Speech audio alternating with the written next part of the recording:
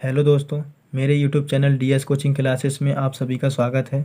हम NCERT math कक्षा 9वीं अध्याय 1 संख्या पद्धति जिसमें हम प्रश्नावली 1.5 जिसमें प्रश्नावली 1.4 को हम हल कर चुके थे। आज हम प्रश्नावली 1.5 को हल करेंगे। तो चलिए दोस्तों, पहले हम प्रश्न क्रमांक 1 को पढ़ लेते हैं। बताइए नीचे दी गई संख्याओं में कौन कौन सी परिमेय है और कौन कौन सी अपरिमेय है।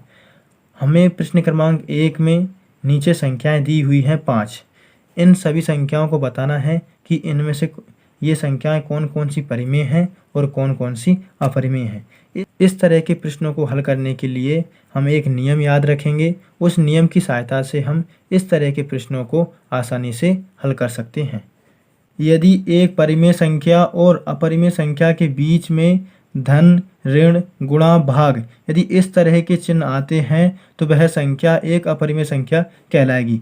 इस नियम की सहायता से हम इन सभी पांचों प्रश्नों को हल करेंगे। तो चलिए दोस्तों, पहले प्रश्न को हल करते हैं। पहला प्रश्न है 2 माइनस √5। इसमें पहली संख्या परिमेय है क्योंकि 2 के बटे में हम 1 मान सकते हैं, तो यह संख्या अंश बटे हर के रूप में आ जाएगी। तो यह अंश बटे हर के रूप में आ जाएगी तो यह संख्या परिमेय संख्या हो जाएगी। और √5 यह एक अपरिमेय संख्या है। परिमेय संख्या और अपरिमेय संख्या के बीच में ऋण का चिन्ह है तो यह संख्या अपरिमेय कहलाएगी।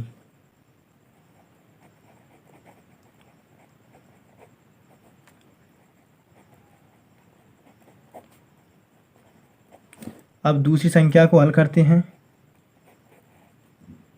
3 + √23 कोष्टक बंद माइनस √23। पहले हम कोष्टक को खोल लेते हैं। 3 + √23, 3 + √23 और माइनस √23। प्लस के √23 माइनस के √23 आपस में कट जाएंगे, प्लस माइनस के हैं इसलिए यहाँ पर केवल 3 बचेंगे। इस संख्या के बटे में हम 1 मान सकते हैं तो यह संख्या अंश बटे हर के रूप में आ जाएगी, इसलिए यह संख्या परिमेय संख्या कहलाएगी।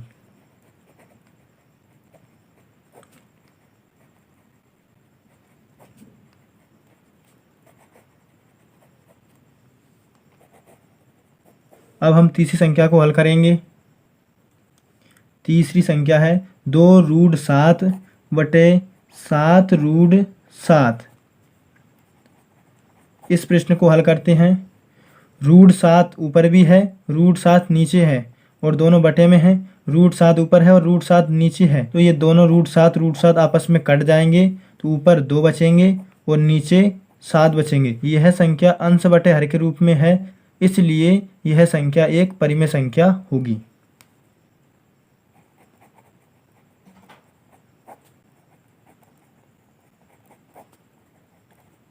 अब हम चौथी संख्या को हल करेंगे। 1 बटे √2।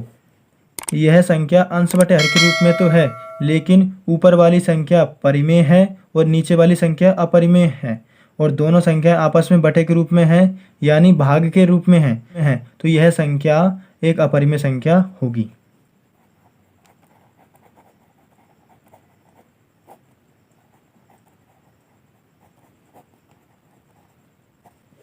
पांचवी संख्या को हल करेंगे।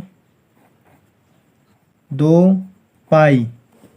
यहाँ पर 2 एक परिमेय संख्या है और पाई एक अपरिमेय संख्या है और दोनों आपस में गुणा के रूप में है, इसलिए यह संख्या एक अपरिमेय संख्या होगी।